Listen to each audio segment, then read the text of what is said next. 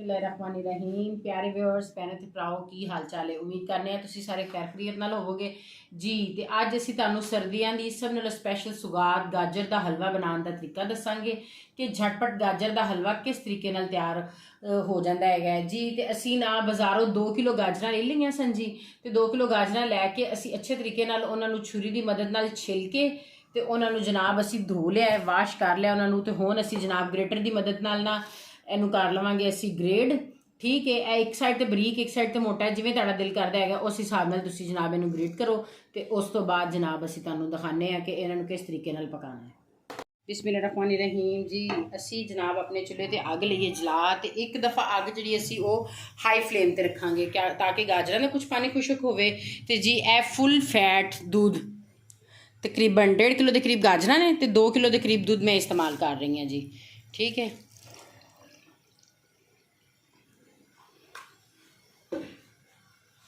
जनाब इन्हों पा के तकरीबन 5 तो 10 मिनट असी रखांगे फुल अग, ताकि ना पूरा चूल्हा रखांगे। ठीक है जी, फ्लेम जोड़ा है असी ऑन रखांगे ताकि अच्छे तरीके नाल ए गल जान। उस तो बाद असी इनू थोड़ा जिन्ना स्लो कर देवांगे ताकि गाजरां अच्छे तरीके नाल गल जान जी। बिस्मिल्लाहिर्रहमानिर्रहीम जी। साड़ा तकरीबन दूध आलमोस्ट खुशक हो चुका है जी, जिहड़ा इहदे विच असी पाया सी जी। ठीक है, इस तो बाद असी जनाब इहदे विच पावांगे मिठास वास्ते चीनी।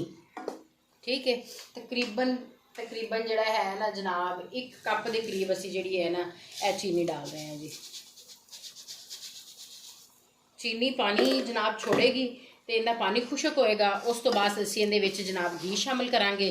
तो घी शामिल करने तो बाद जनाब इन्हें अच्छे तरीके नाल भुन के ते खोया विच मिक्स कर देंगे जी। प्यारे व्यूअर्स, हमारी जो चीनी हमने डाली थी वो जो है उसका पानी वो खुशक हो चुका है तकरीबन। अब हम इसमें 2 से 3 चम्मच जो है ना ये घी के डालेंगे। देसी घी के, आपके पास ऑयल है आप ऑयल डाल रहे हैं, आपके पास बटर है, मक्खन है, कुछ है आप वो डाल लें। मेरे पास घर में देसी घी अवेल होता है इसलिए मैं ज़्यादा देसी घी इस्तेमाल कर लेती हूँ।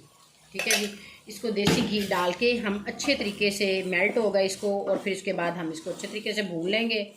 लो जी, इहदी वधिया खुशबू आ रही जी जनाब देसी घी दी गाजरां दे विच मिक्स होने नाल। लो जी, ए जनाब अच्छे तरीके नाल मिक्स कर लवांगे तो उस तो बाद इनू भुन लांगे ताकि घी ते गाजरां यकजान हो जान। ठीक है जी, 5 तो 7 मिनट लगनगे जनाब इनू भुनन दे विच।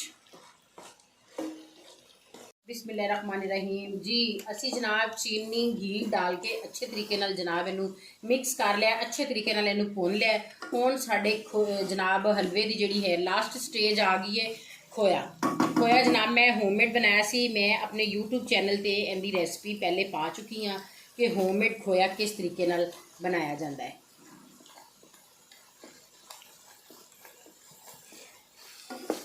जनाब इनू पा के ते बेहतरीन तरीके नाल जनाब इनू मैं मिक्स करांगी।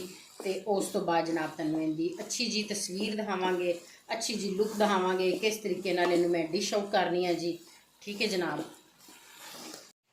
बिस्मिल्लाहिर्रहमानिर्रहीम प्यारे व्यूअर्स, देखो साडा हलवा जिहड़ा है जनाब गाजर का हलवा तैयार हो गया है। इहदे उपर जिहड़ा खोया असी होममेड पाया, मैं खोए का भी लिंक जिहड़ा है ना वो अपने डिस्क्रिप्शन दे विच दे देंगी किस तरीके नाल बनाना है।